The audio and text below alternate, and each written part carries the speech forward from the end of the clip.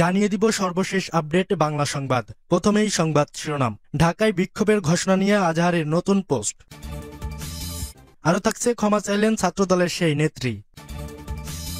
এরপরেই জানিয়ে দিব সরকারে এলে প্রথম 18 মাসে 1 কোটি কর্মসংস্থানের ব্যবস্থা করা হবে বলছে বিএনপি। আরও থাকছে জনমনে আস্থা ফেরাতে একগুচ্ছ পরিকল্পনা। আরও জানিয়ে দিব বৃষ্টি বলয়ে পুরো দেশ ধেয়ে আসছে কালবৈশাখী। এবং সর্বশেষ থাকছে সীতাকুণ্ডে যুবলীগ নেতাকে কুপিয়ে হত্যা। শুনছিলেন সংবাদ শিরোনাম, এখন বিস্তারিত। ঢাকায় বিক্ষোভের ঘোষণা নিয়ে আজহারের নতুন পোস্ট।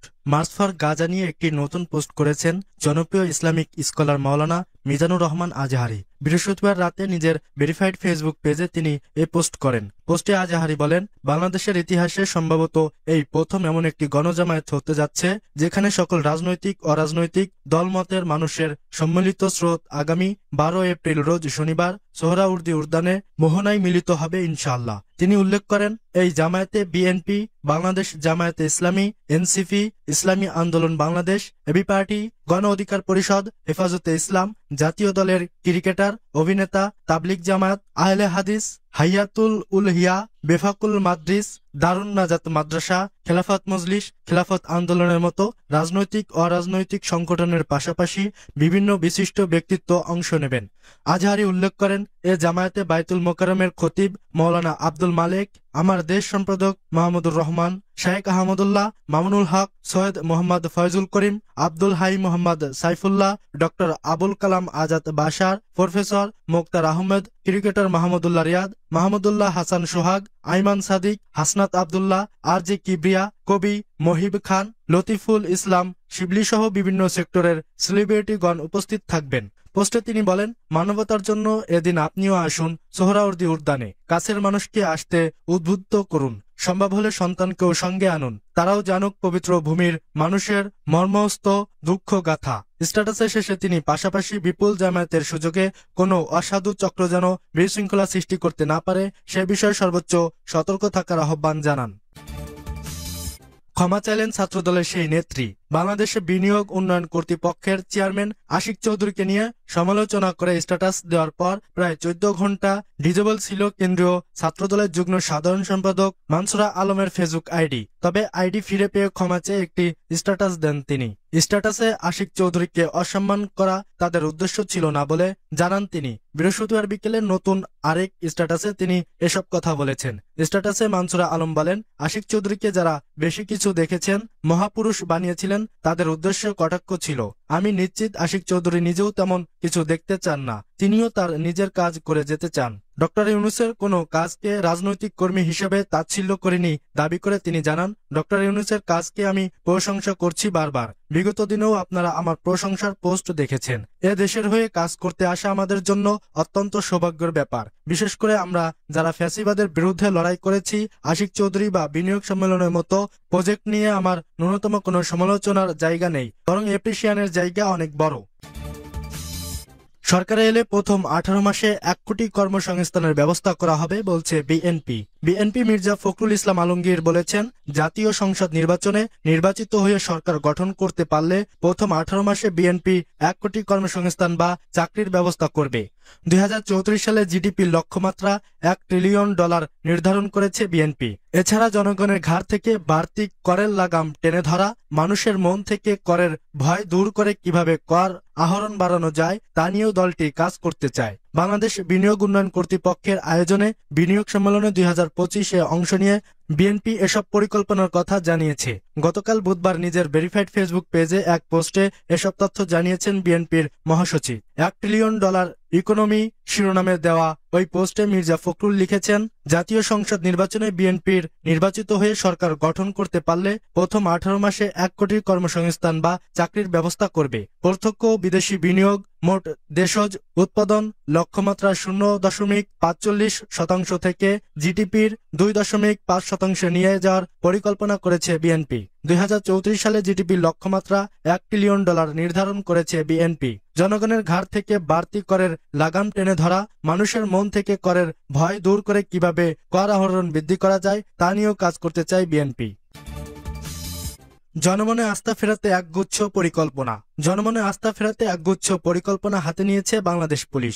29 এপ্রিল থেকে 1 মে অনুষ্ঠিত পুলিশ সপ্তাহে একগুচ্ছ দাবি তুলে ধরা হবে পুলিশের পক্ষ থেকে। শুধু তাই নয়, নাগরিকদের সঙ্গে কেমন পুলিশ চাই শীর্ষক মত বিনিময় সভারও আয়োজনও করা হবে। এ ধরনের উদ্যোগ এবারই প্রথম।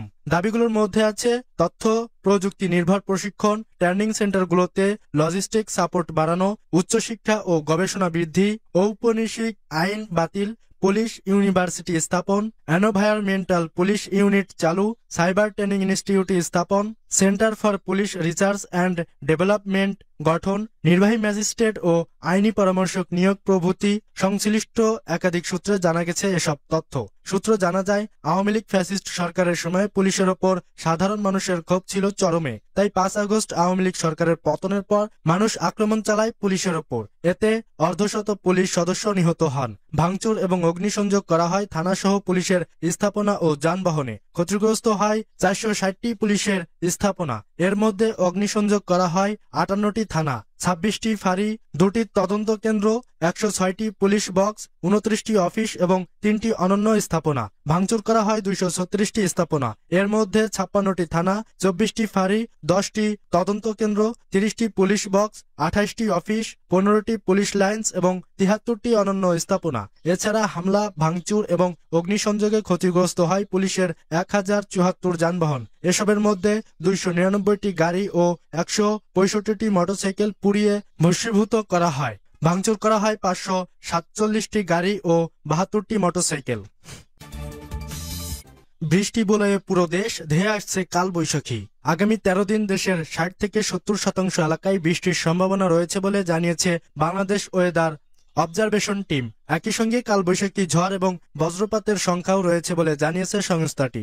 বিডব্লিউটি জানায়, চলতি বছরের দ্বিতীয় ক্রান্তীয় বৃষ্টিবলয় এটি, যা বৃহস্পতিবার এবং শুক্রবার চট্টগ্রাম, রংপুর, রাজশাহী, সিলেট, ময়মনসিংহ সহ বিভাগে বেশি সক্রিয় হতে পারে এবং 14 এপ্রিল থেকে দেশের অনেক এলাকায় সক্রিয় হতে পারে। এর মধ্যে সবচেয়ে বেশি সক্রিয় থাকবে সিলেট, রংপুর ও ময়মনসিংহ বিভাগে।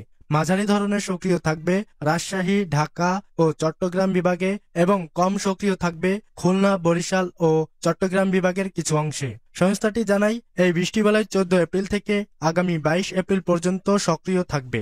এই 13 দিনের বৃষ্টিবলয়ের প্রভাবে দেশের বিভিন্ন এলাকায় কালবৈশাখী ঝড় ও বজ্রপাত হতে পারে। বৃষ্টিবলয়টি আজ উত্তরবঙ্গ, রংপুর বিভাগ ও কক্সবাজার হয়ে দেশে প্রবেশ করতে পারে এবং 22 এপ্রিল সিলেট হয়ে দেশ ত্যাগ করতে পারে। বৃষ্টিবলয় চলাকালে দেশের প্রায় 50% এলাকায় পানি সেচের চাহিদা পূরণ হতে পারে। এছাড়া বৃষ্টিবলয় চলাকালে দেশের আকাশ অধিকাংশ এলাকায় আংশিক মেঘলা থাকতে পারে এবং অধিক সক্রিয় এলাকায় মেঘলা থাকতে পারে। এ সময়ে অধিকাংশ বৃষ্টিপাত হতে পারে আকস্মিকভাবে ও স্বল্পস্থায়ীভাবে। হঠাৎ উত্তর পশ্চিমে কালো মেঘ, প্রচণ্ড দমকা হাওয়া, তারপর বজ্রসহ বৃষ্টি, এরপর আবহাওয়া পরিষ্কার হতে পারে। বিডব্লিউটি জানায়, এই সময়ে বরিশাল, খুলনা ও রাজশাহী বিভাগের কিছু এলাকায় মৃদু তাপ প্রবাহ চলতে পারে। বৃষ্টিবলয়ের কারণে উত্তর বঙ্গোপসাগর বায়ুচাপের তারতম্যের কারণে কিছুটা উত্তাল থাকতে পারে।